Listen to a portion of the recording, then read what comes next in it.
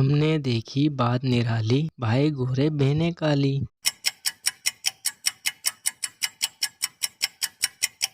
दिन रात सीने में ही सब अल्फाज, मुंह पर टुक टुक की आवाज, उंगलियों को पहचान के ये वो कागज पे फैलाए राज। टाइपराइटर, तुम्हारे पास वो कौन सी चीज है जो सबसे तेज रफ्तार है?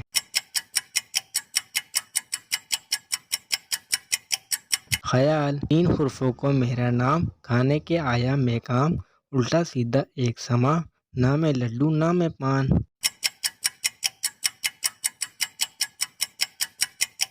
नान, चांदी का पानी सोने की लौकी, डिबिया से निकला जिसने भी खोली।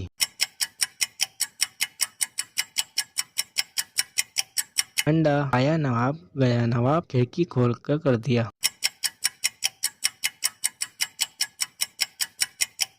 हद,